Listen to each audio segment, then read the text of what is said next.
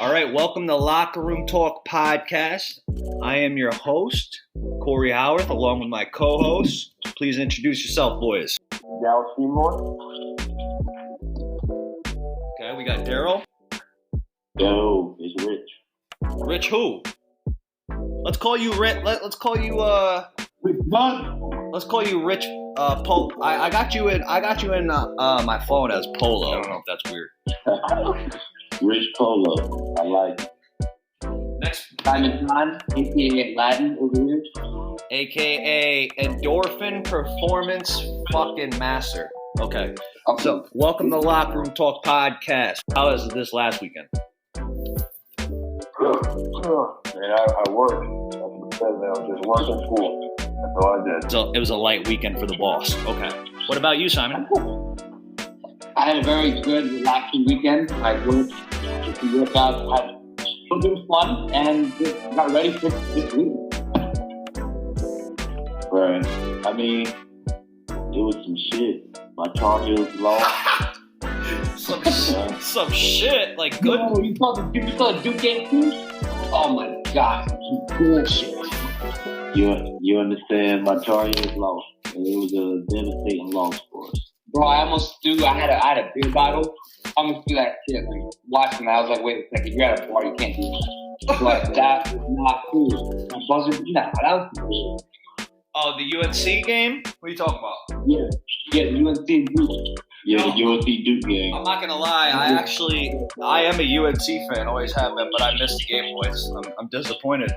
But I heard it was a fucking fantastic game. I heard it was. Yeah, man.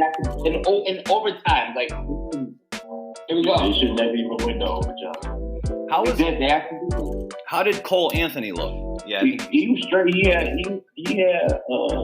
like 25, I think. 25. That's not So my first question, I guess, for you boys was, and not for Simon, because me and him were together when this shit happened, but Daryl and Rich, where were you guys when you guys first heard it? And I mean, obviously everybody's reaction was shock, but like, what was your first fucking thought? Yeah, I was at work, and I remember my coworker came in. This was like right before I was getting home, and I remember I had to put my phone on the charger, or whatever. But anyways, my coworker comes in, and he's like, "Yo, man, I got something to tell you." And I was like, "What's up?" And I remember he was slowly putting his bag down. He wasn't saying a word. I'm like, "Yo, what's going on?" And he's like, "Yo, Kobe Bryant died." I was like, "Yeah, get the fuck out of here." You cursed him out? Well, I was kind of.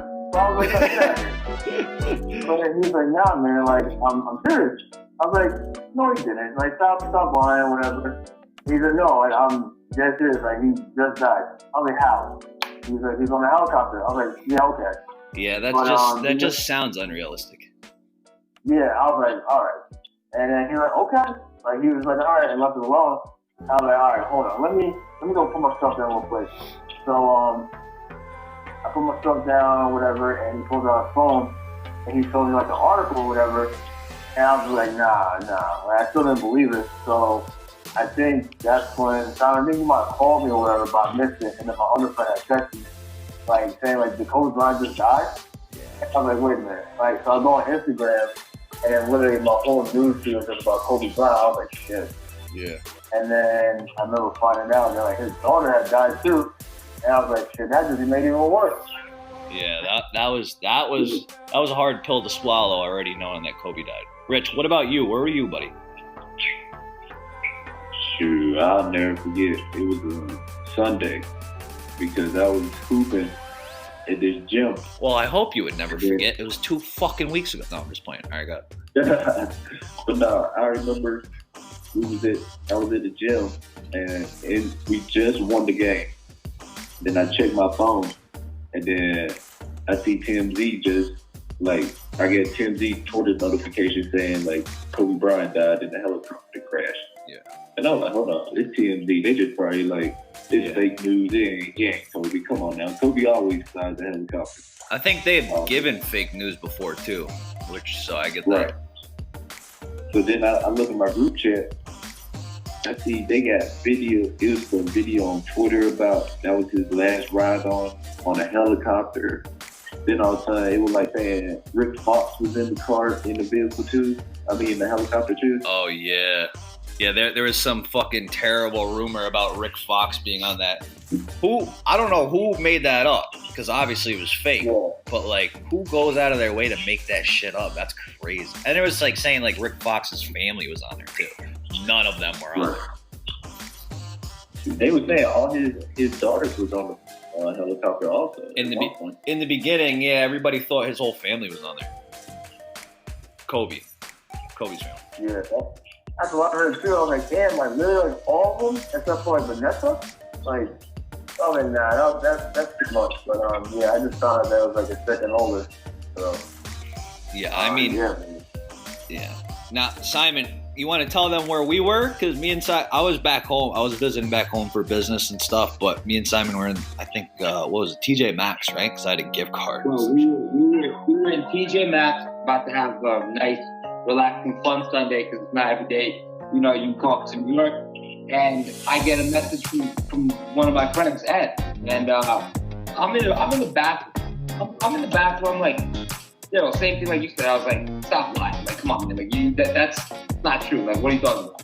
Yeah. So I quickly go on, you know, on the web, and I looked it up, and it was actually very true. So how I approached the theme was, you say something like that out loud in a public store, people are gonna turn their head. So I just woke up to Corey and I just showed him my phone. I'm like, this is the scene. Look. He's like, wait, what? The next thing you know, we're literally sitting in his car for like 45 minutes, just like, wait, what is going on? Yeah. On a Sunday. Still didn't want to believe it. Like, it was like, wait, what? Like, it just goes to show you, like, you could be anywhere doing whatever you gotta do, and if something like that happens to you, you kind of get starstruck, if I'm not mistaken. Yeah, just as he said. I mean, we were literally in TJ Maxx. I was there because I got a birthday gift card from one of my relatives or something. So I'm like, all right, let me go cop a hoodie or a polo or something.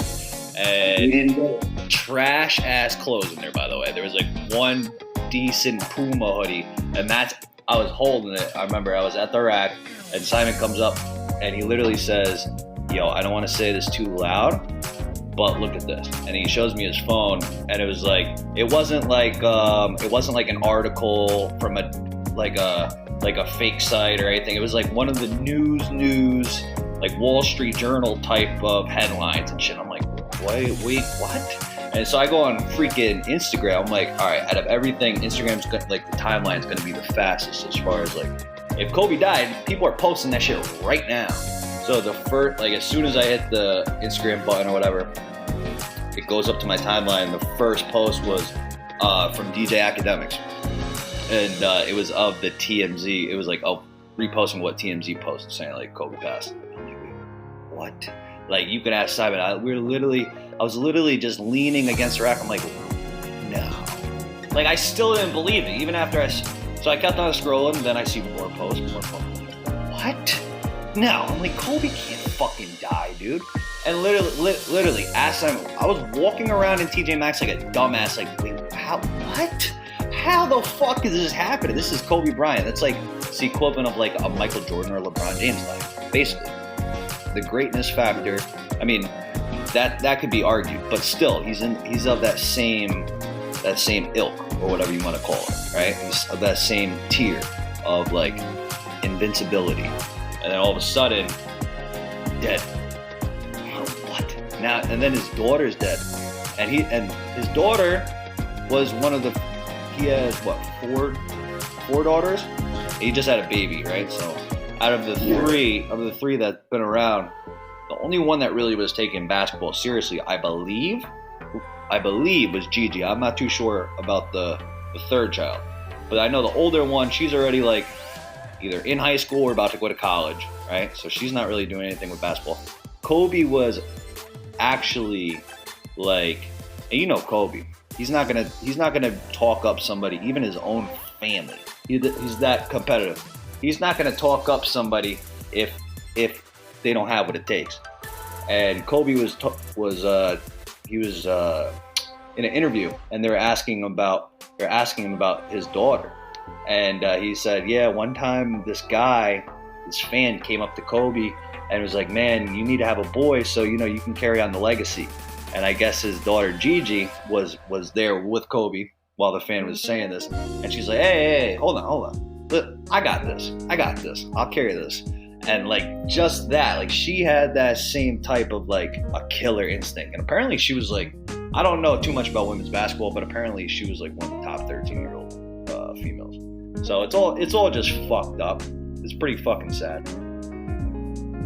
But yeah, it's I mean, even 2 weeks later, it's still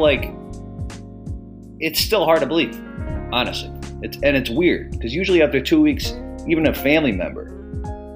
But like 2 weeks, it's like sometimes it's like, all right, you're just coming to terms that they're gone. I haven't even really, and I don't know Kobe from fucking anything. But I don't know. I still kind of don't believe it, even though I know it's real. You guys feel the same way? Yeah, man. Like, that shit is crazy, man. It feels weird. Yeah. All right, so let's stop this depressing shit. I mean, it's all depressing, but let's try to turn up this positivity right quick for the listeners. So let's go to the reason why this is so shocking for people, and the reason why Kobe is looked at with this invincibility factor is because of the legend that he became on the court, right, for 20 years, 20 years. But what are some of your guys' top Kobe moments from the time that you first learned about Kobe to, just the highlights? I wasn't the biggest Kobe fan. I knew he was still one of the best in the league, but he was always beating like one of the teams I was rooting for. So I wasn't a big Kobe fan, especially being a diehard of MJ. But there's still top Kobe moments for me, right? So what are some of your guys' top Kobe moments that I know some of you, like that was your favorite player? I don't want to speak for Simon, but I think that was Simon's favorite player for a little while. So one of my favorites, which sticks out to me like right now, it just because of his skill. And then, if you want to go into like the greatest of all time players, that's great. One of the biggest things he did, I don't remember the year. I remember they were playing the Denver Nuggets, okay? And Kobe comes on the court, he's doing his moves. He goes to the right, he spins, he gets the ball stolen. He gets his ball stolen. There's a fast break going down the court. Kobe gets back and says, get this out of here. He blocks that. This was a while back. Okay. It was like, okay, you messed up, you showboated, and you got the ball stolen, but guess what? You got yourself all the way back to not only get it blocked, you got the ball back, you brought your team back. That was big. That was the first one. I mean, I have a few other moments, but Daryl and Rich, go ahead. What do you guys think? All right. No, I would say I would say my favorite Kobe moment was when he scored 60 in his last game. His last game? Yeah, because I remember watching that game with my roommate, and it was between that game and I think when Golden State was going for a record of like 73 wins or whatnot, and I was switching back and forth. It was set on Get Up maybe like a couple days ago or last week, but when Kobe played the Jazz that game, I think that was without the same team that he played against when he first started, and he shot like 4 air balls or whatever. He shot air balls in the against Utah, but it wasn't his first game. It was his I think it was his first playoff series or one of the last games in that playoff series. He shot like 4 or 5 or 6 air balls or some shit. Right. So it's just crazy how at the beginning of his career to now at the end, he's scoring like 60, whatever. He just pretty much go out with vengeance. He was going out the way that Kobe would go out. And that's, do what he does best. So, that Mamba mentality, bro. That killer instinct. Rich, I know you're a big Kobe fan. Or just a basketball fan in general. What are some or one of your most memorable Kobe Bryant memories? My most memorable Kobe moment is the last year 2006, Kobe was wearing jersey number 8. Yeah. Because that's when he dropped 81 that year against the Raptors. Mm-hmm. And dude, I decided to check out these stats because I'm like 81. You say 81, you would think he would take 60 shots. Well, wait, are you talking about the last game or when it was in 2006? No. In 2006 when he had. Oh yeah. Because the last game I know he did take about like 57 shots. Yeah. This game he took 46. He was 60% from the field. Oh, coming up with the stats? Okay, Rich, I see you. All right. This dude was 53% from 3 and shot 13 of them. Yeah. So he made 7. Kobe's a fucking monster, dude. He's a fuck. Any other? He had 81 points and their team had 122 in total. That 81 game, that was when he was still wearing number 8 or 24? That was his last year wearing number 8. Ooh, what a way to fucking go out. And then on his retirement, he goes out with the fucking 60 pointer. That shit is ridiculous. That's probably, honestly, like, there's been so many great Kobe moments.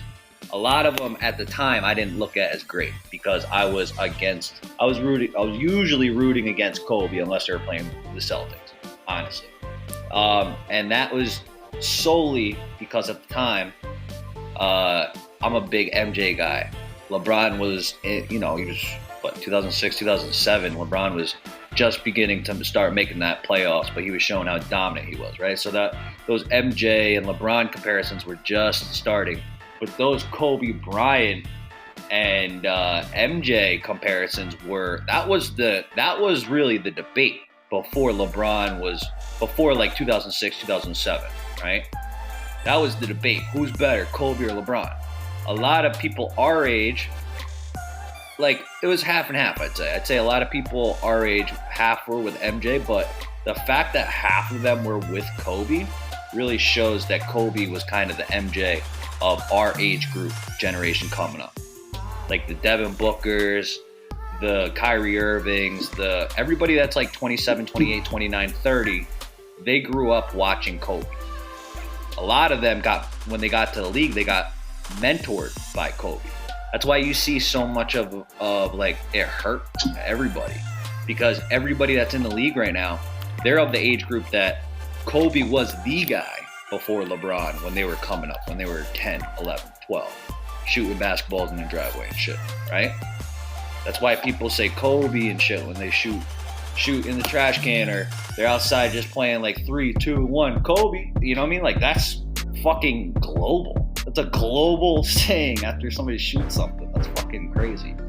But for me, the best moment I would say that I personally actually enjoyed watching while I was watching it was definitely his last game, because it just shows like he was well past his prime, but it showed literally the epitome of his that Mamba mentality. Last gamer, Bryant on the move with the jumper. He got it! 58 points, and the Lakers lead. It's cliche, but he definitely showed that Mamba mentality. Dude recovered from an ACL, right? One of the hardest injuries to come back from, or the hardest.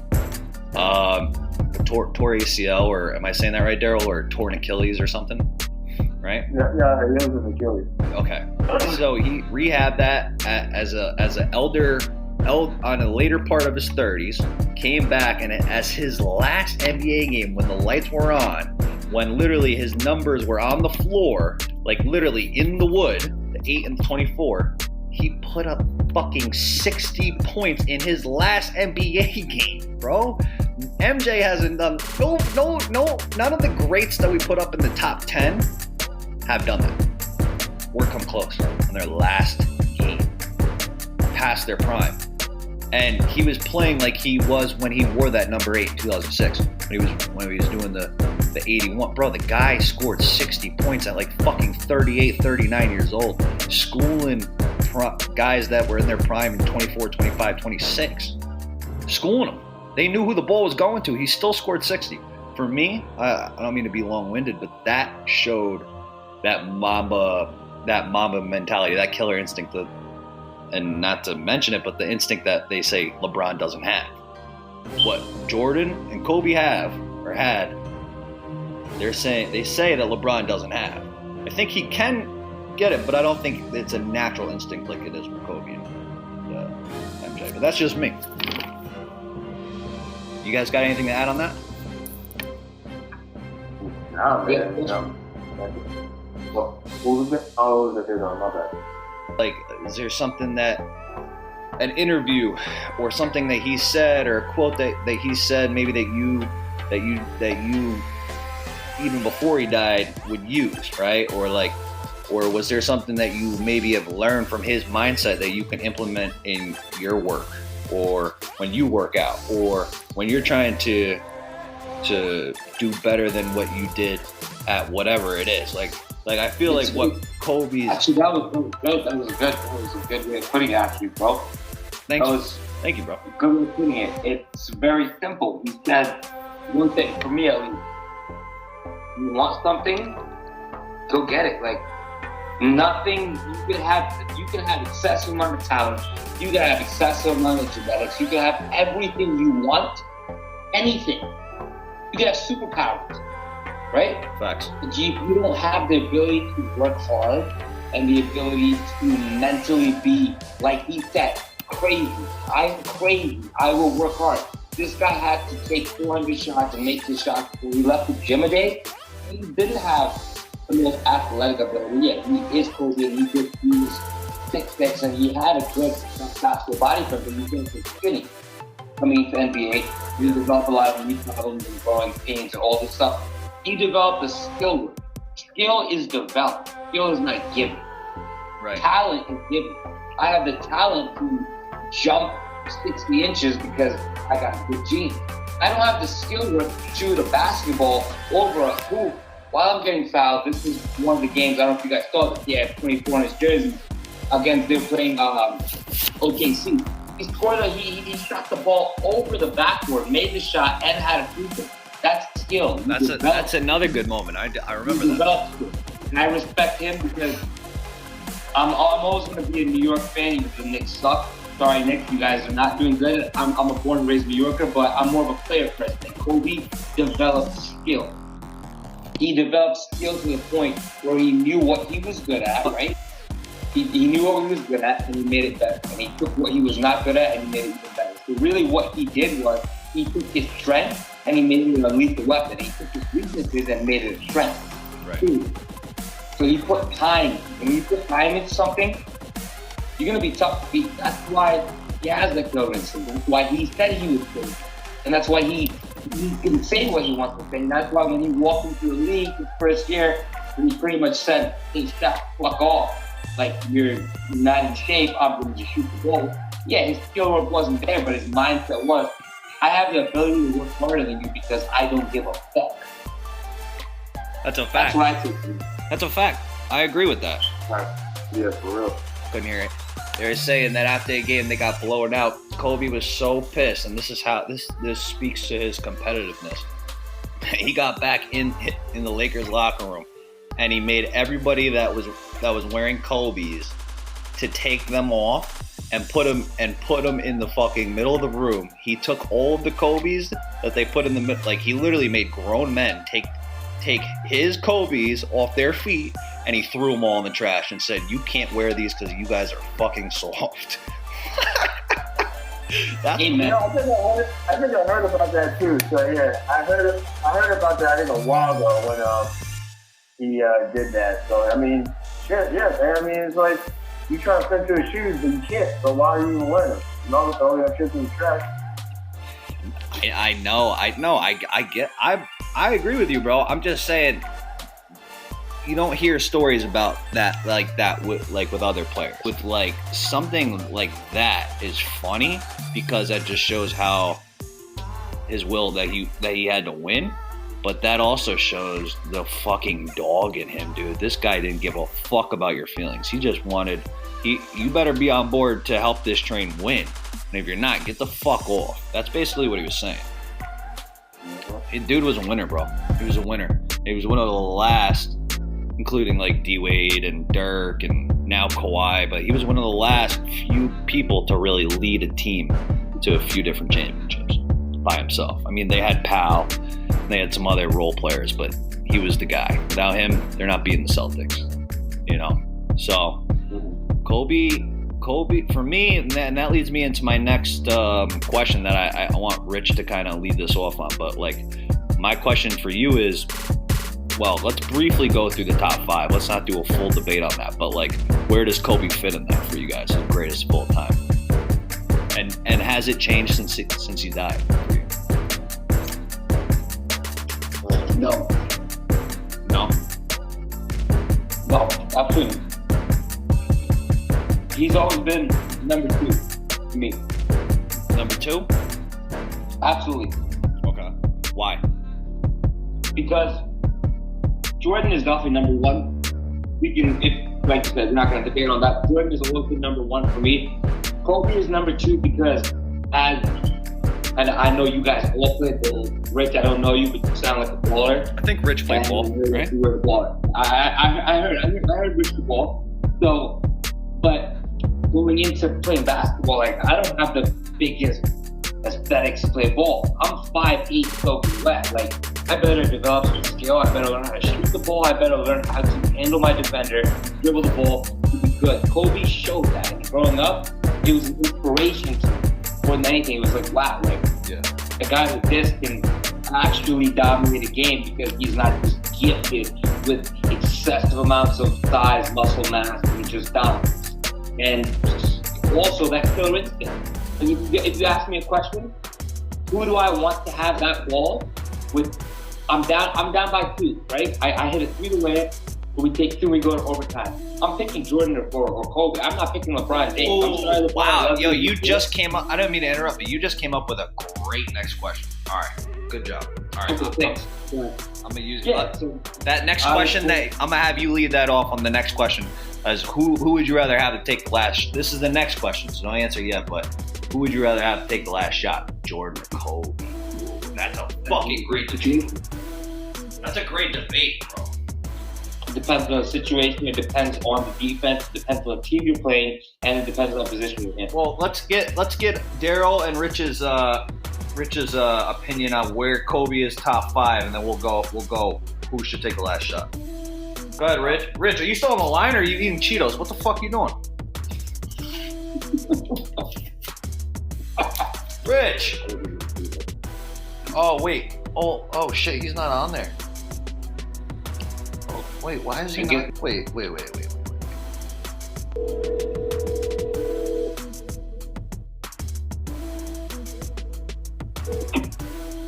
Yo. Rich. Yo. Are you on? Yeah. What happened? Y'all hung up on me. No, we didn't, bro. Everybody was still on the line. You were the only one who wasn't. But I had my AirPods in. All right, let's be honest. Let's be honest. We have thousands of listeners, so nobody will judge you. But were you just doing and then come back? No. Oh, okay. Smart. All right, cool. So, Rich, the question is, where does Kobe fit in your top 5 of greatest of all time? Like, where in the number in 1 through 5? Unless you don't even have, unless you're just being disrespectful and don't even have them in top 5. I got him 4th, actually. What? What? 4th? Yeah. What? Is that disrespectful? That is fucking disrespectful right now, bro. Tell me, who do you put in front of Kobe? Jordan. Well, obviously. Who else? Kareem. Okay. Say what you want, but that's acceptable. 1A, 1B. That's acceptable. Magic. You're picking fucking safe answers. All right. And then... And then Kobe. Fuck you, Rich. All right. That's fine. And then who's 5th? LeBron? Oh, no. Oh, that's right. You hate LeBron more than me. Okay, go ahead. Yeah. I don't actually hate LeBron, by the way. Go ahead. I mean, I got Shaq too. Okay. I respect that. I respect that. But that's crazy, though, that out of your 5, which isn't crazy to say, though, but out of your 5, 3 out of the 5 are Lakers. Yeah, they're Lakers. That is, but I mean, you can't really argue too much on what you might be able to argue Shaq, but then again, there's enough argument to back him being in the top 5. For me, it's like, I'm going to agree with Simon, and I think Daryl put him as number 2 too, but I'm going to put Kobe now as number 2. I'm not going to lie. I realized how great Kobe was, but after his death and going through basically just, if you guys know me, I'm an interview junkie. I love interviews, but I also, just like any basketball lover, I watch basketball highlights. I went through a shit ton of basketball highlights of Kobe after his death, and it sucks that he had to die for me to do all that, but it just brought back the memories and showed kind of just how fucking lethal he was as a basketball player. And as somebody who played on a very low level, you just gotta respect that guy and the amount of work that he put in compared to his peers. There's a story that Allen Iverson told, right? Because they were coming up around the same time recently after his death. Allen Iverson was saying that what they first got cool, I guess they met up at a I guess they were high school seniors around the same time, and I think they were in the same type of all-star games or whatever. But once they got to the league, I guess they were playing each other, and then that night, Kobe and or AI asked Kobe if he wanted to go out to the club, and Kobe said, "Yeah, I'll go out for a little bit, but I gotta get to practice, or I gotta practice." And this was at night; there was no scheduled practice or anything. So I guess Kobe was driving, brings AI up to the club. AI gets out. He's like, "What? I thought you were coming." He's like, "Nah, man, I gotta go to the gym, work out." And AI's like, "All right." Mm-hmm. And this is when they were almost in their rookie year or the second year. And this is 18, 19-year-old Kobe and AI, a little bit older at that time, going into the club, which AI was the man at the time. He was probably dominant. He should be able to go to the club. But that just shows you the level of dedication that Kobe was already at the same level as AI at that time, but he was showing everybody that he's going to work harder than them. He's going to work harder than them, and he's going to outwork you, and he's going to let you know about it. And he's not only just going to let you know about it. It's not like he's just talking the talk and not walking the walk. He's talking the talk and then putting fucking 70 on your head the next game. This guy he lived. I'm jealous of Kobe for one reason, and I'm not jealous of him based off of anything that was given to him. I'm jealous of his mindset, because I try to have a similar mindset when it comes to everything, as far as kill it, kill it, kill it. But let's be honest, we all don't kill it. We say we're gonna put this much effort into whatever the task is, whether it be physical or work-wise or relationship-wise. We all say, "Yo, I'm gonna give it my all. I'm gonna." But are you And I'm not trying to be philosophical, but this makes me think about it. Kobe makes me think about it. Are we really giving our all? Because Kobe was the one who was saying that he was gonna give his all and kill you, but he was the one who was in the gym at 2 a.m, fucking shooting 1,000 jump shots while you're at the club. Can I say one thing real quick? You can say a lot of things. I think there's one reason why. It's because the next time you're around people, tomorrow, and you're around people, ask them a question, ask them something. And most people say this: "Oh, I'll try. Right. I'll try to do that. Yeah, I'll try." What's the difference between trying and doing? I think that was his mindset. I'm not going to try, I'm just going to do it. I don't care what I have to do, I'm going to do it anyway. And Corey, you're right, yeah, we are spoiled, pampered individuals a little bit more in this generation, not as much as the generation that's coming up now, but we want to try. We want to try. We want to put it on the back. We don't want to just do it. We want to try. Why? Because it's easier to try. It's so easy to just try. Oh, I tried. Cool. Well, there's tomorrow. There's the next day. Yeah. But you didn't do it. You just tried to do it. And when you try something, you're going to try to do something, you're not going to do it. Sorry. Have a good time. Enjoy life. It's life is too short to get bogged down and be discouraged or You have to keep moving. You have to keep going. Put one foot in front of the other, smile, and just keep on rolling. That's a fact. I agree with that big time, because that's exactly what I was saying, that Kobe was actually executing that a lot of us say we're going to. And not even in basketball terms or even physical. But it could be as much as, I'm going to make X amount of sales this month. But what goes into making those X amount of sales? Or what goes into making X amount of dollars, right? You got to do something different than what you were doing if you're not making those X amount of dollars last month. So you could talk all day and it sounds great and people say, good job, I hope you do it, and da-da-da. Kobe didn't need any of that. Kobe was by himself in the gym shooting those fucking jump shots so that when it's game time, those things are going in. And he's going to be better than everybody else out there because they're not doing what he's doing. And these are the best of the best in that fucking league at what they do, but he's better than all of them. Not based on what Simon was saying, not based on pure God-given talent, but literally hard work plus talent. That's what I said, man. You cannot substitute hard work. You just can't do it. No shortcuts. No shortcuts. It's not. It's never gonna be. Not only life can be short if you make it short. I don't really necessarily agree with life is just short or whatever, but we'll get to that later. No. But it makes you think about whatever kind of shit you had going on, just let that shit go. It's not even worth the pettiness. It's not worth the bitterness or whatever. I mean, yeah, we're all gonna have bad days, but I mean, are you able to shine when the rain comes? What are you gonna do about it? So for me, it's you know what? I try. I'm gonna not try. I go to the gym on the days that I'm off.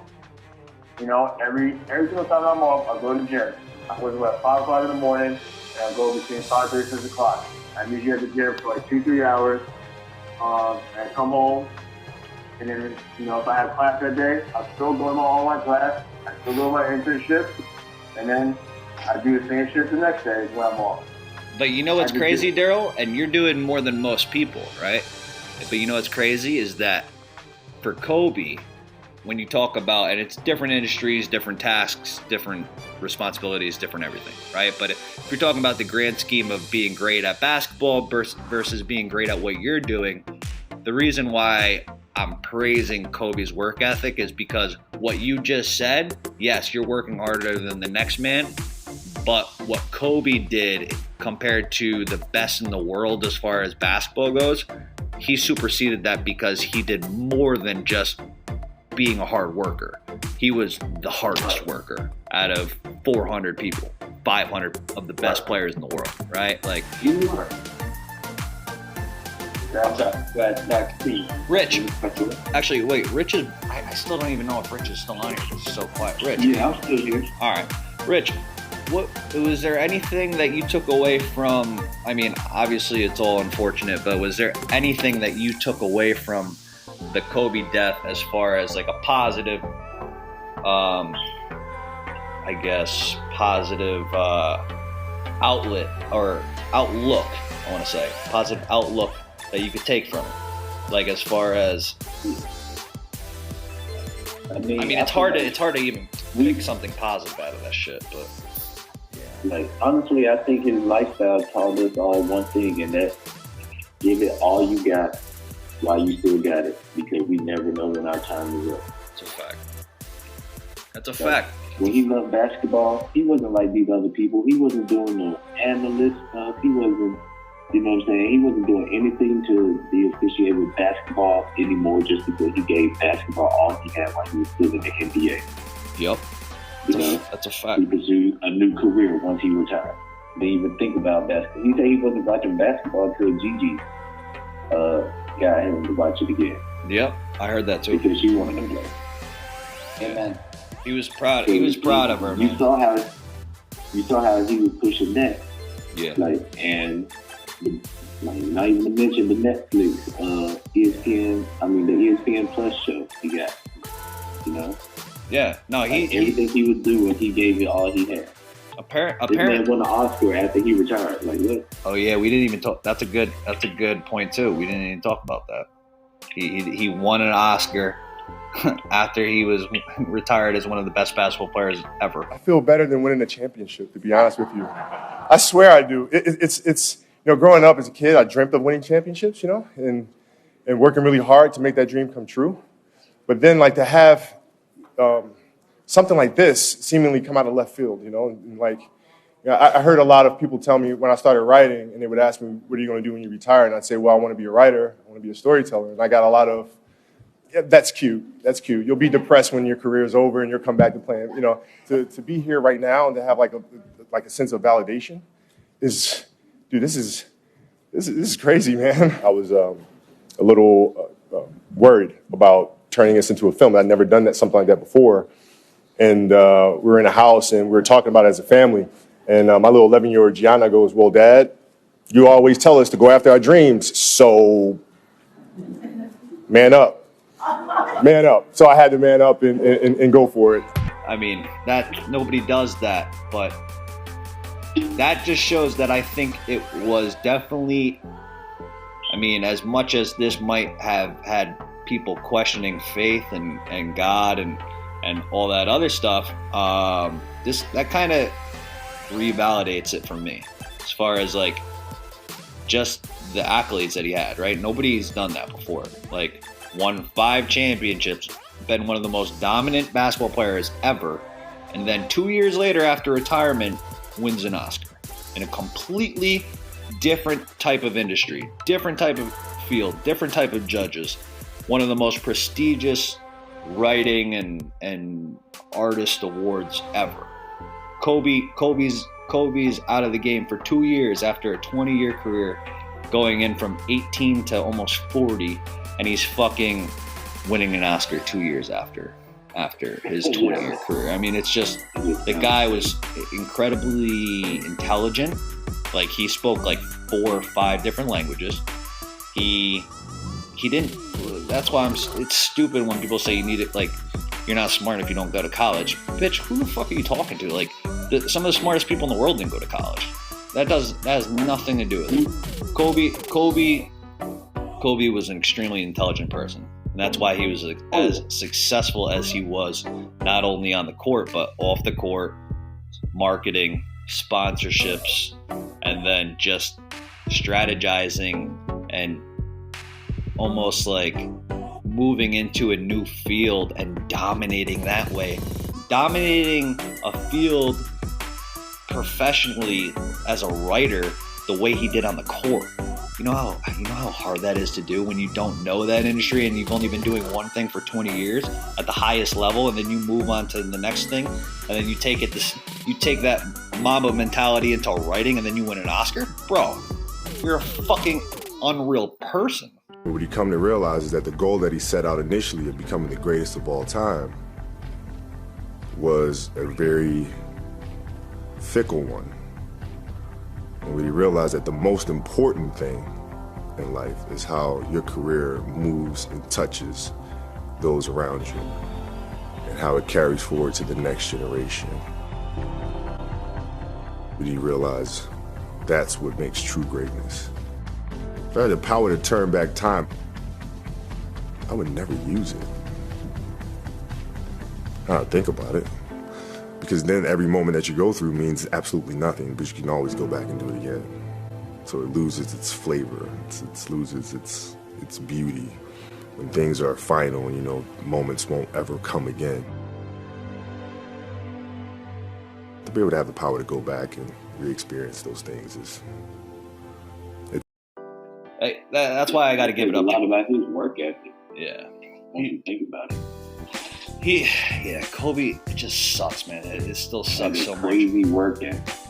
I'm gonna play one last video about somebody talk about Kobe, and this is one of my favorite ones. This is about Jay Williams, and then I'm gonna get you guys' reaction, and then we can move on to something else. But I want to get your guys' reaction because this is one of the best interviews, or at least 2-minute clip about somebody speaking about the work ethic of Kobe Bryant. So I'm gonna play this real quick and then get you guys' thoughts. just for the audience, this is Jay Williams, who was a professional NBA player for many years. He was a high draft pick, had a motorcycle accident, almost ruined his whole career, but he's talking about a story where him and Kobe Bryant had an interaction, and it's pretty incredible. So here we go. It's okay. I think I've seen enough. Go play, come back, get in the sauna, get ready for the game. That game, he drops 40 on us, okay?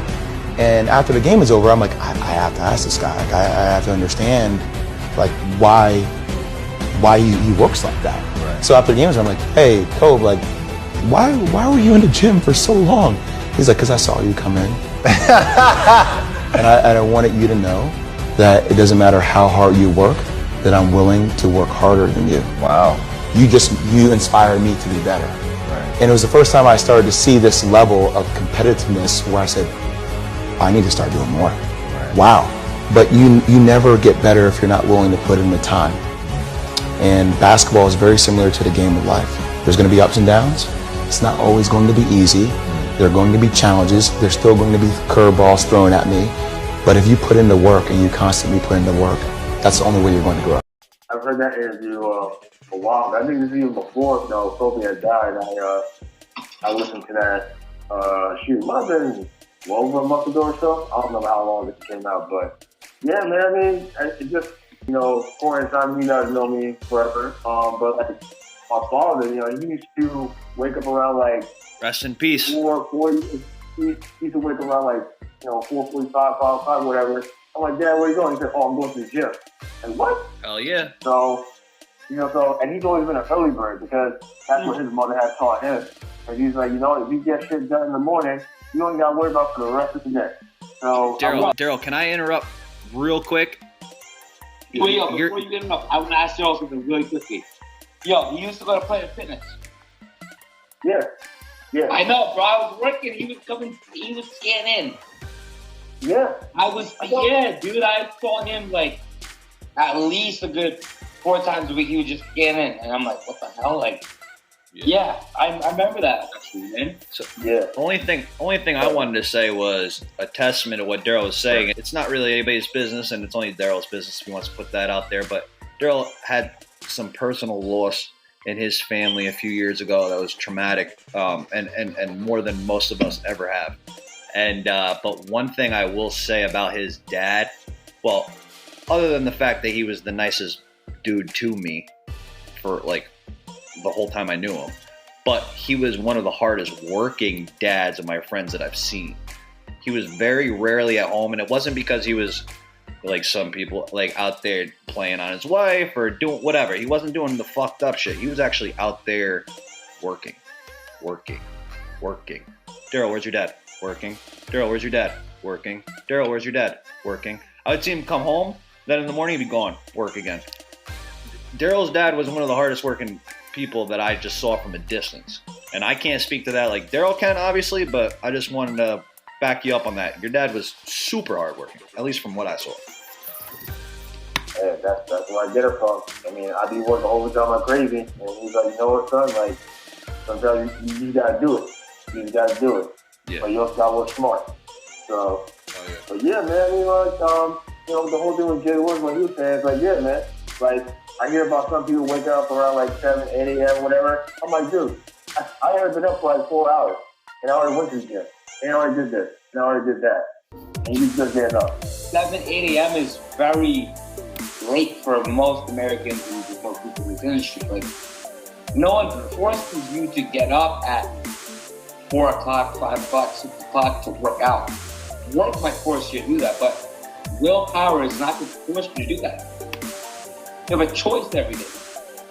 And what choice you make is your own. Like, honestly, we all of us, have 24 hours, right? About 24 hours in a day, right? We choose to do what we want to do with it. We want to sleep, we want to work, we want to work out, we want to get fucked up. We can do what we want. We have 24 hours till the next day comes along, right? Yep. Right. So that's how we make it. And listen, we can not sleep and work out and then sleep later and then take a nap and then work or vice versa. But we have that. We have that choice. And that's the thing. I think that's a problem with this new generation is people don't realize one day at a time, 1 hour at a time. You got 24 hours. What are you gonna do? What are you gonna do? Everybody's got the same amount of time. Same amount of time in a day, anyways. Not the same amount of time in their life, but the same amount of time. Exactly. So what do you want to do with it? Exactly. What do you want to do?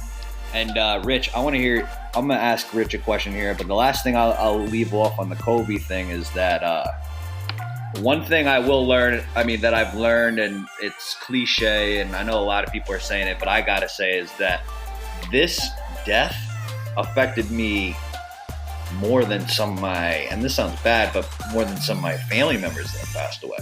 Not the closest ones to me, obviously, but it was the shock factor level more than some of my family members that passed away. I would like to know why.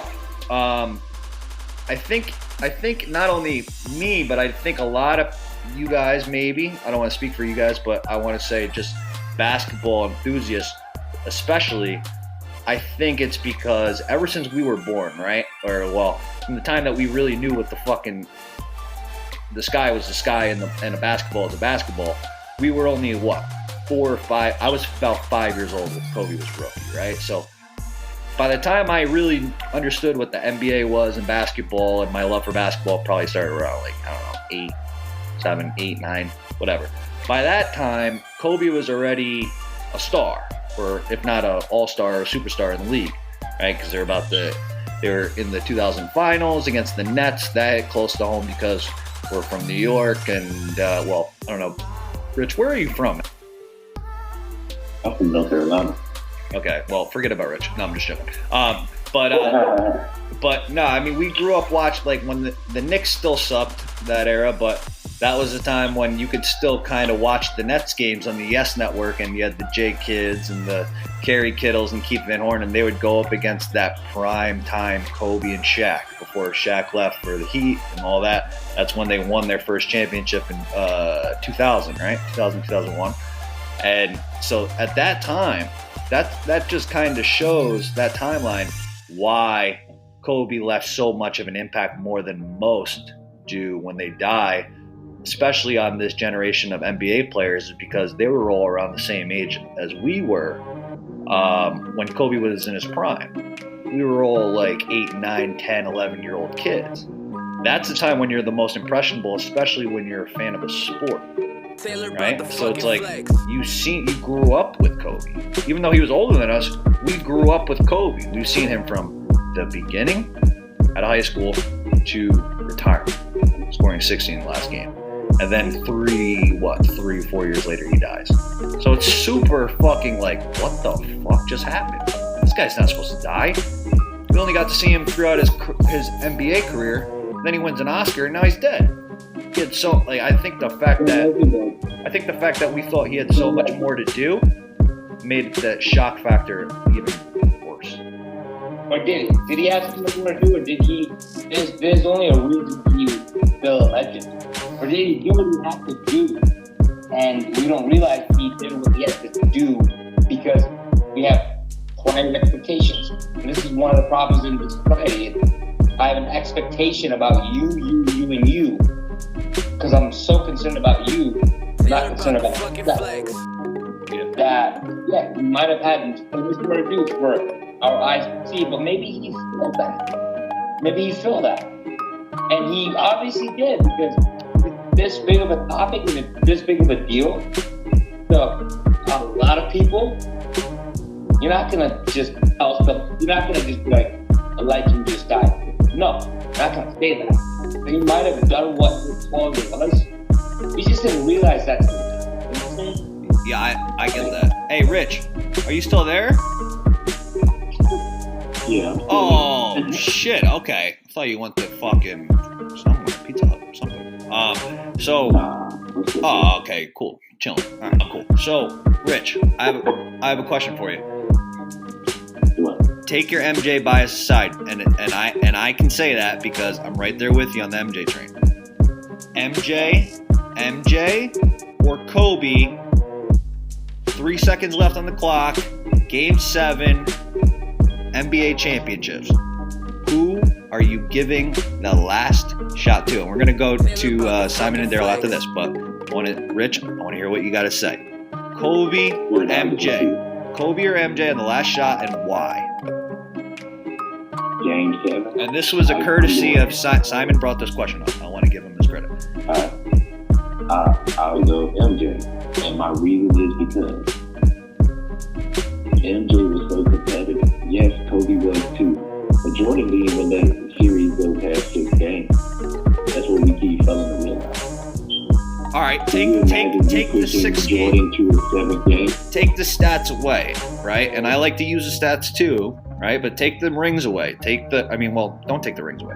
But take not the 6 or the 7 game thing. Just who is more clutch in the end of the game, the last shot, and why? Who's more clutch, and what is your proof to back that up? More clutch, I would say Jordan still. Okay. I don't think there's a wrong answer, but go ahead. No, I'm just saying he's known for making game winners against the Celtics, against Birds, for hitting against the Jazz with Stockton and Malone, Nothing against Kobe, but Kobe just dominated. Kobe, and I don't usually defend Kobe, but in Kobe's defense, though, if I'm debating you, Kobe did go up against the first big 3 with the Celtics, Paul Pierce, KG, and Ray Allen, and on top of Rondo, too, along with other good... And Jordan went against the Piston Bad Boys when there was handshake. Yes, and that was different rules, though. What I'm saying is the level of talent. The Bad Boys, yes, the Bad Boys were one of the greatest teams. Obviously, they proved that by winning. But what I'm saying is they weren't necessarily. The rules make the game different, right? So take the rules aside. Who has more talent on that team? Ray Allen, Paul Pierce, KG, and Rondo versus Isaiah Thomas, Dennis Rodman, a young Dennis Rodman, right? John Sally. The Pistons were great, but I don't think they were more talented basketball-wise. Were the Pistons, though, better than that? That was the first time we saw a big 3. That was before the LeBron, D-Wade, and Chris Bosh big 3, too, by the way. That's why LeBron joined the Heat, to beat them. So that just goes to show that's how good they were before LeBron was on the Heat. So I don't know if the Pistons were better. I don't know if that Bad Boy team was more talented than that Celtics team. But the Bad Boys team won a championship already. 3 times. 3 times over. Fell down. Came back from the motherfucking dead. My mom used to tell me all the time, she said, sometimes, if you just a little bit too high, get a little too full of yourself, you must be brought down. You will be taught a fucking lesson. She was like, I don't care how bad you are, son. There's somebody else out there just a little bit better. I said, no. Hell no. Mama, somebody got to be the baddest.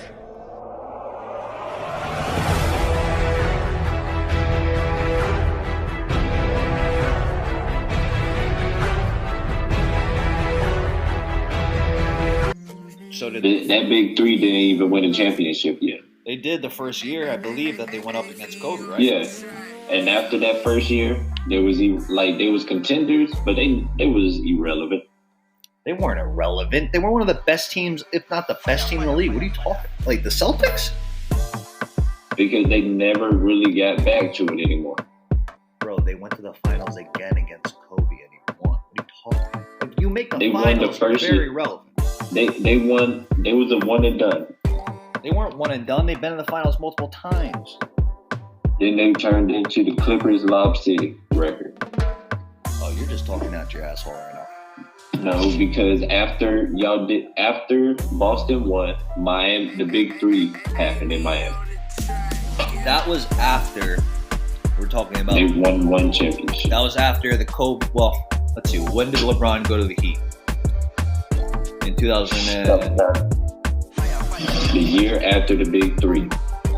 Well, Kobe won his last championship in 2009, my senior year. I remember that very well. I think LeBron was already on the Heat at that time. I might be wrong, but I think he was. Or no. Daryl, I actually remember watching. Oh, no. Oh, I got it wrong. The Celtics, they both went back-to-back. The Lakers and the Celtics both went back-to-back. Right. The Celtics won one, and didn't the Lakers won one against them. Yeah. Okay. Yeah, that's true. Because didn't the Lakers beat the Spurs a couple years prior to that with Pau Gasol? Because I know Kobe won 2 with Pau, right? Yeah. True. You can make a better case that Kobe faced better competition on the West than in the East. Yeah. Most of the teams in the West, like for the last 20 years, have been better than the East overall. But starting back then, that was during the era when the Phoenix Suns won 50 games and still didn't make the playoffs. Yeah, that was in the beginning of the D'Antoni era with Amari and Steve Nash and Barbosa, all of them. But all right, Simon, who would you pick as 3 seconds left, Game 7? Who's taking the last shot? Michael Jordan or Kobe Bryant, in your opinion? I'm gonna choose my words very carefully here. If I had to pick the best player in general, I'm picking Jordan. Best player to take the last shot. With that specific scenario, I'm going to take Kobe because Kobe had the ability to lock down more threes. He had the ability to take a jump shot. He had the ability to post up and fade away. He had more options for a game-winning shot. Jordan had more play opportunities to set him up for a game-winning shot. And if you want to look at it, and you guys can go do this on your off time, but Kobe has more game-winning shots than Jordan does, if you want to go to statistics. He also has more abilities in his range of game. Post up, fade away, three-point shot, pull up, whatever. Jordan had a lot more play opportunities. Let me set this play up, let me fade away, Now, Killer, instinct-wise, I think they're both equal. Best player-wise, Jordan definitely had a little more gut to his glory. But if I had to give a ball to someone with 3 seconds left, I'm going to give it to Kobe. I'm going to take my chances. That's fair. And I actually agree with most of what you just said. I mean, Kobe, and you know I stand up, and Daryl, you're going to get the last word on this, but you know I'm a MJ guy all day, but I agree with what Simon just said. Kobe actually was a better three-point shooter than MJ. And not saying that the shot has to be a three-point shooter or a three-pointer or whatever, but like Kobe, I don't know who was more clutch with as far as just with the two-pointer, but I do know that I would say Michael's attack to the rim maybe was a little bit better, but I do think, and it hurts me to say this, but I do think Kobe's jumper was like 0.1% better than Jordan. Still would go to my favorite Jordan. And that's just who I think I would trust more, but I would have no problem giving it to Kobe, obviously. But I do agree with Simon's. Corey, I just gotta say one thing real quick. Before you say Kobe had a better jumper than Jordan, that's your thing. Well, I said Jordan. Three-pointer. I said, to be clear, I said three-pointer, and then I said I don't know whose field goal percentage when it came to the mid-range was better. I have to look at the stats, but I think I'm almost positive that his three-point percentage was better. You asked a simple question. You talk about a game winner. You want to look it up. Kobe's got more game winners than Jordan. So no, but what Simon said was true though. I think Michael Jordan was the better overall basketball player, but I do think Kobe's jumper. Three-pointers is the same. I just looked it up. I think his overall shot was just a little bit better. A little bit more accurate. But you also got to think Kobe took more shots. He didn't play 13 years. I'm talking about Kobe 20 years just to pass Jordan. Well, no, I'm not saying I don't think he's a better overall basketball player. Because you still... The question was... I'm saying... Yeah, I'm taking Jordan, but I agree with what Simon was... We're not talking about overall better players, because overall better players, Jordan by far is. He had better skill set to his ability. But you talked about 3 seconds on the clock, game winner. I'm still taking Jordan, but I like Simon's reason why he picked him. He's sitting in the arena on his Ferrari. And I think I told somebody this, but this is the only time I let a teammate down. I feel like I threw a teammate under the bus. Game 3 or game 2, we're playing in the arena, and he's in the arena smoking a cigar. He's smoking a freaking cigar before the game as if it's over. So Juwan and I get off the bus, and he's like, yo, who's checking me today? And this is when you're supposed to say, man, shut up, man. We about to beat y'all. And then he went on to score 54 there in Chicago.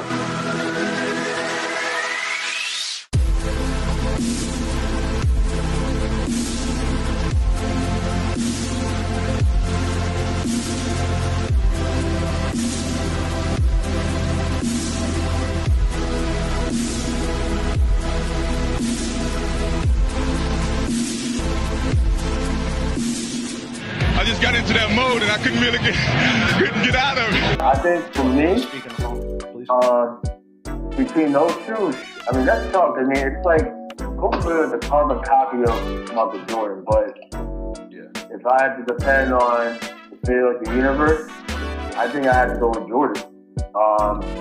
You know, just because, I mean, it's like Kobe. I don't know, like Kobe, he was relentless in anything and everything that he did. I mean, it didn't matter what it would be, like what the situation was, he would just go out and go after it. But I think Jordan was just like, he was just on another level when it came to that stuff. But it was like clutch threes or clutch game-winning shots or like, you know, just whatever. Threes? No. Well, I should say threes. But like, I think it's just in anything that he did.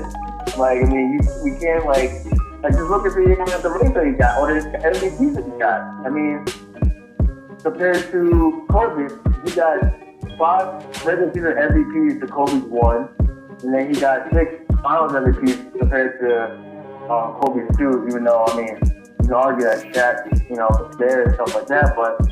I feel like you're arguing more, like, and you tell me if I'm wrong, but I feel like you're arguing more who's better as an overall basketball player. I think, and whoever you say is not a wrong answer, but who are you taking? I'm away right now. I need 6 minutes of rest. Hey, you alright?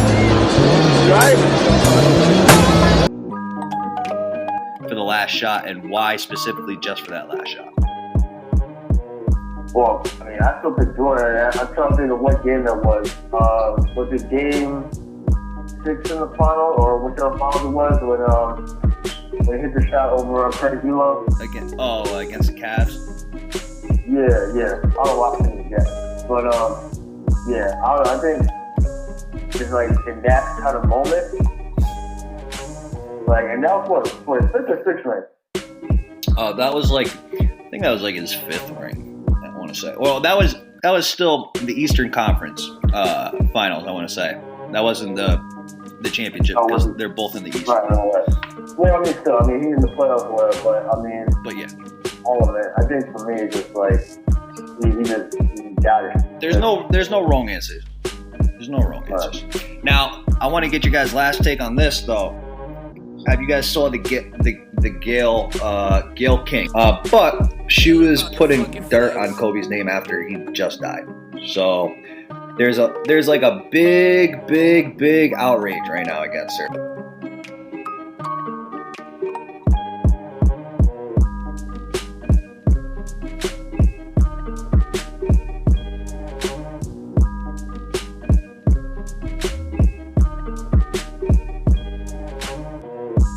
Kobe's not the kind of guy, never been like, you know, let's go get that girl or tell her or send her this. I have other NBA friends that are like that.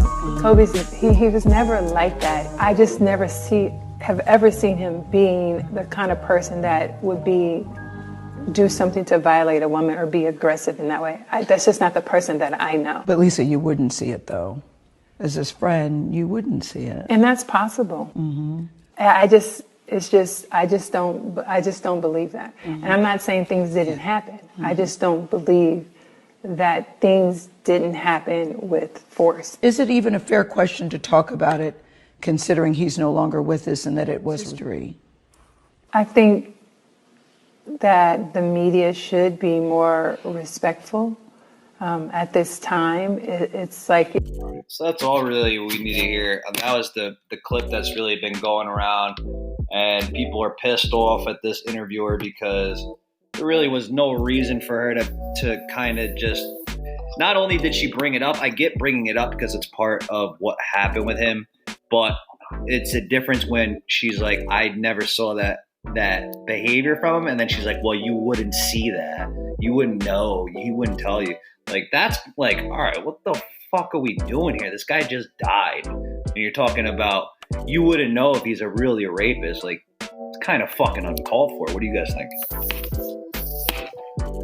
I mean, yeah. I mean, there's always people who are like, there's always people who, I feel like they always want to bring up negative shit when the person ain't there to defend themselves. So, I mean, social media, whatever. I didn't like it at all, to be honest. But I was kind of shocked that this interview even came up or popped up, whatever. But, I mean, I just feel like, dude, like, that shit happened in what, 03? Like, I think it happened later. I think it happened later than that. I want to say like probably like I think right when he was changing his name or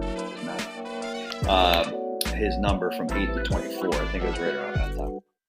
Well, yeah. I mean, but on the other thing is too though that I thought about whatever because I think I forgot what I was listening to, but the amount of like who were like victims of like rape and stuff like that. I'm sure they're not like happy that he died, obviously, but it's just like, you know, it's like they're being heard because of, I don't know, I guess G.O.A.T came bringing up the whole rape charge or whatever it may be, but I don't know. So that's my take on it. Simon, Rich, you guys have any thoughts? Yeah, I feel like honestly, when she starts questioning Lisa Leslie's judgment, like, hey, you wouldn't see that. I feel like that's where it starts to like overstep your boundaries. Like, yeah, what's wrong with just saying, do you think that's going to hurt his legacy about these rape cases? Boom.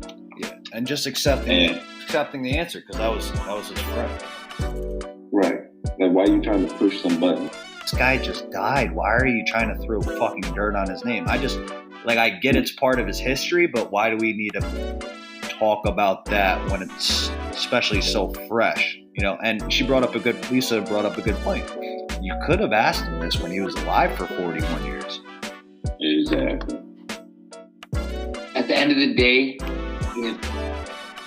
it was such a big deal, such a big controversy, and it affected so many people. Kobe wouldn't be a legend. Kobe would just be someone that died. Because now you're looking at, we all make mistakes. We all do shit, right? Yep. And any of you on the phone tell me you haven't done anything that you're not proud of. And if any of you say that, you can go fuck yourself. Be honest. That's one. Go on. We all done something we're not proud of. We all make mistakes. But he still went down as a legend. This affected a lot of people. Yeah. So it's really not that big of an issue to be brought up about, especially after someone passed away. What that comes down to is the insecurity of specific media or insecurity of specific people that have something against them. And that's cool. You know what? To each your own. You want to have something against me? Great. But guess what? My name is my name, and I am who I am, and I was who I was, and I'll still make an impact while I'm not here. While I'm physically not here in this room, I'm still going to make an impact. I might have made a bigger impact while I'm not here. And that's true. It's sad. It's kind of sad, but it's true. So, honestly, I'm glad we watched this stupid fucking interview or whatever the hell it was, because that bitch just hates your life.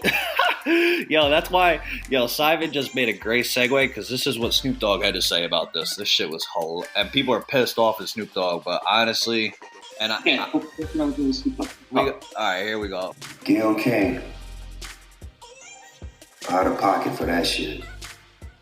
Way out of pocket. What do you gain from that? I swear to God, we the worst. We the fucking worst. We expect more from you, Gail. Don't you hang out with Oprah? Why y'all attacking us? We your people. You ain't coming after fucking Harvey Weinstein asking them dumbass questions. I get sick of y'all. I want to call you one. Is it okay if I call him one? Funky dog head, bitch. How dare you try to tarnish my motherfucking homeboy's reputation, punk motherfucker. Respect the family and back off, bitch, before we come get you. Last comments on that, on Snoop, or did he just drop the mic on that shit? He dropped the mic. I ain't gonna lie. You know Snoop got away with one body. Let's not make it two. Snoop's got too much to lose to kill Gayle King, but and don't forget he got plenty of people who will take the rap for it. For sure.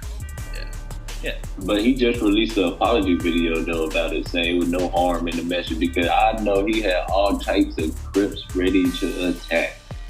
First, the second Snoop's like the Crip King, bro. I mean, the second Snoop says, "Yep, kill him." Okay, dead. Like that's that gang shit that I don't know nothing about, but I know enough to not fuck with him. You know what I mean? But so all right, this has been a good Kobe tribute. End of this off, because I know everybody's got to get going here. But I'm gonna end this Kobe tribute off of obviously Kobe to me. Like I said, he's top 3 to me, and was before he died, honestly. So that didn't change just based off his death, but his death definitely, I think, like Simon said earlier, definitely showed us that life can end like that. Doesn't matter if you're Kobe Bryant, doesn't matter if you're the President of the United States, doesn't matter if you're the Queen of England. Tragedies can happen. Tragedies can happen to anybody in life, and when God wants you, it doesn't matter what you want or what your plans are. Somebody, and this is cliche, but somebody says, you tell God your plans and he laughs, right? Because your plan is not God's plan. Kobe's plan that day was not, hey, let me bring my 13-year-old daughter along with all these family members on this helicopter and just go 200 miles into a cliff. Like, that wasn't his plan. Nobody knew that was going on. That was going to happen. But unfortunately, it was his time, and it happened for a reason. If you're religious in that way, right? I am. So I believe that unfortunately this happened, and I do think, as shitty as the situation, there was a lot of value that came out of it because it woke me and a lot of people up. I think it got me out of my little fairy tale cloud. Like, I don't think I'm invincible, but that day definitely proved to me that if Kobe's not invincible, I'm for sure not. So what am I doing today? What am I doing tomorrow? Am I going to make the most of my time, right? And this sounds all fucking work. I think Daryl mentioned this, or whoever mentioned this. It was a good point that whatever beefs you have, if you have a fight with a family member, right? Or you have a stupid fight with a friend or whoever, like, it sounds cliche, but guys, I can get hit by a truck tomorrow. If I have a beef with somebody that's close to me, like, not only am I missing out on getting right with that person, but that person's going to have to live with not getting right with me, right? And vice versa. And that could happen with anybody and anybody. God forbid, the closest people to you to an acquaintance that you met yesterday. So all I'm saying is that for me, I learned that life's too short to hold on to some bullshit little fucking grudge that you got with whoever. And also stop bullshitting and stop thinking that this whole life is going to go forever, because everybody's timeline is different. Everybody's got a due date, and nobody saw Kobe's. Oh no, I'm just saying you gotta live life the best way you can, and make sure that you don't leave with any regret. Agreed. One day at a time, 1 hour at a time, 1 minute at a time. Take what life gives you and maximize it to the best of your ability. And I want to give... And I appreciate that. I actually appreciate what you do.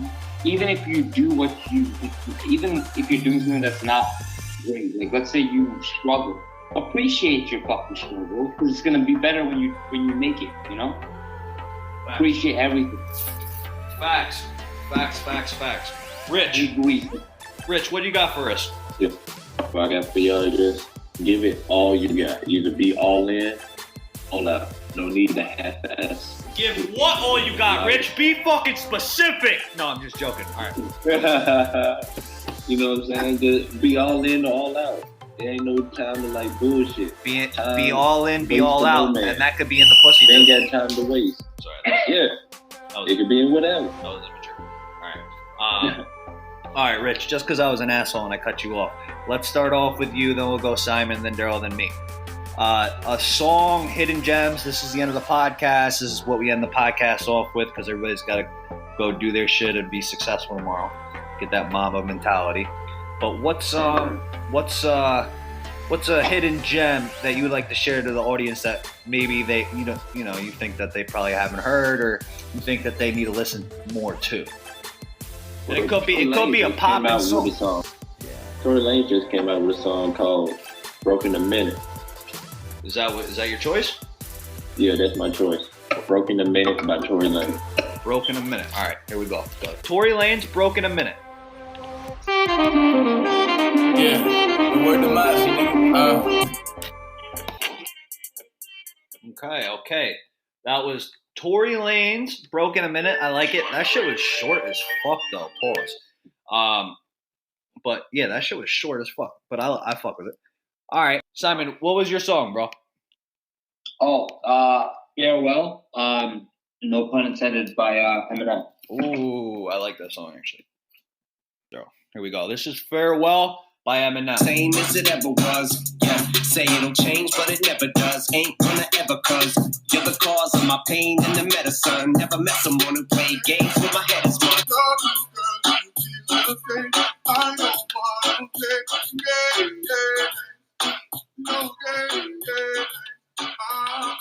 Remind me next podcast, I definitely want to get a good review on the Eminem album because that shit was fucking insane. I don't care what anybody says.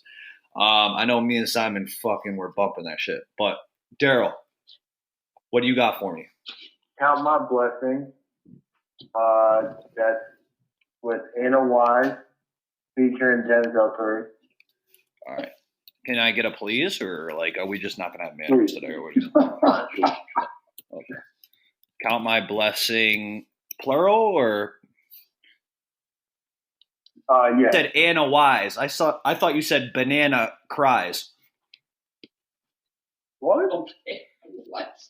All right, Rich. All right, Rich. Enough with the racial slander tonight. We've heard enough. All right. We're about to get this shit popping. This is Anna Wise, "Count My Blessings" with fucking Denzel Curry, and this was a hidden gem, locker room talk hidden gem from the one and the only DC Moore. Here we go, Daryl. Anna Wise, "Count My Blessings" with Denzel Curry. No, I'm just joking, Daryl. Sounds pretty good, Daryl.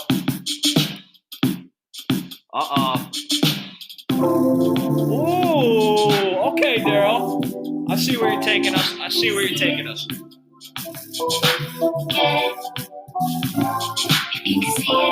All right, that's it. I have to say, I'm sorry, Daryl, and this is a compliment. You're secretly a fucking stoner. You're definitely my kind of guy. I appreciate it. You got that stoner type of ear. I have that same ear. It's in my left one, but it's there. Daryl, you killed that. Daryl, you still with us? You eating? Daryl! What the? Daryl! Oh, yeah, my bad. I'm still here. What in the Lord's name are you doing? Nothing. Rich, are you eating again? Rich! No. What do you have, Alzheimer's? You don't hear your... What the fuck is going on? All right, here we go. Last song. You just yelling my name back to back. You ain't giving no time for that. What? Wait, what the fuck did you just say? You just spoke like fucking Alabamanese. You're like, what? I thought I was back in Pittsburgh. Can we get this show on the road here, boys? All right, last song here. Last song. this is definitely Polo's last fucking podcast too, by the way. Horrendous job. Horrendous job. There you go. All right. So the last song is off of this same album. I had the copy, Simon. Music to be Murdered by, in my opinion, this is another debate where we need Rich Polo on the podcast to debate top 5 greatest rappers of all time. Me and Daryl already did that. But Eminem was my number one. I think, Daryl, Eminem was your number one too? Yeah. Here we go. Last song. Music to be Murdered by Eminem featuring some of the GOATs. Royce the 5'9", Black Thought, Q-Tip. You ready, Daryl? Give me the 1, 2, 3. Drop it down like it's hot. 1, 2, 3. No, I need to hear the drop. I need to hear. I need to hear the. I need to hear the. No. No, play the song. Yo, Rich, did I ever tell you a story when Daryl tried to kill me in my own house? That's another day. What? He tried to kill you? Yeah, I know. That's how. This motherfucker is super disrespectful. All right, hold on, I'll tell you about it later. All right.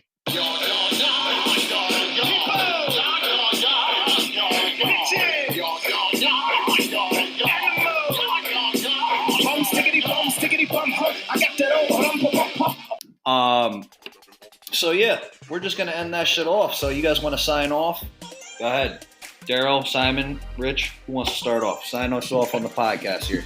And if you want to leave any last words for Kobe, his family, anything about it, go ahead. Do whatever you want. Oh, well, shoot. I guess I'll go, man. It's your boy, Rich Polo. Say it again. Say it for the people so they hear it more times. Let's go. You know what I'm saying? If it's one thing I want to leave this message today, just saying give it all you got, no matter what. Just be all in. We ain't got time to have bullshit no more. Very true. Simon, any words of wisdom? Peace, love, happiness, respect. Good night. Love you all. Love you, Kobe. All right. Peace. Bye. Mic drop. Mic drop. Daryl. Yo, it's G.O.A.T more. Like I said, just live life the best way you can, man, and don't be coming towards the end of your life with any regret. Wait, hold on. You gotta talk right into the phone, Daryl. I couldn't hear that last message. I said you gotta live life, the best way that you can, and don't leave with any regrets. So. And I'm glad you said that again, because that was a good message. Not being sarcastic either. Thank you guys. Thank you to my co-hosts. Couldn't do it without them. Obviously, this podcast would be boring as shit. I'm talking to myself. So glad my boys could come through and show some love to Kobe, the legend. And prayers out to his wife, prayers out to his kids, his family, anybody that was close to him, and all the fans, all of us. It fucking sucks. But at least we can talk about the good times and play some fucking music. And that's it. And then we'll see you guys next time. Locker Room Talk Podcast. We out. We out. We out. Goodbye. Hello, everyone. I'm so sorry I can't be with you tonight. However, I couldn't completely miss the chance to take a moment to share some thoughts with all of you. The lesson I cherish the most is how important it is to love what you do. If you love what you do and it's making you happy, all the hard work and perseverance will pay off. I once had a guidance counselor tell me that I shouldn't play basketball, that it would never amount to anything for me. His negativity towards me made me strong. You can't stop people from trying to limit your dreams, but you can stop it from becoming a reality. Your dreams are up to you. I encourage you to always be curious, always seek out things you love, and always work hard once you find it. So with that, I'll let you carry on with your evening. Please know I'm thinking of you, supporting you, and encouraging you always. Peace.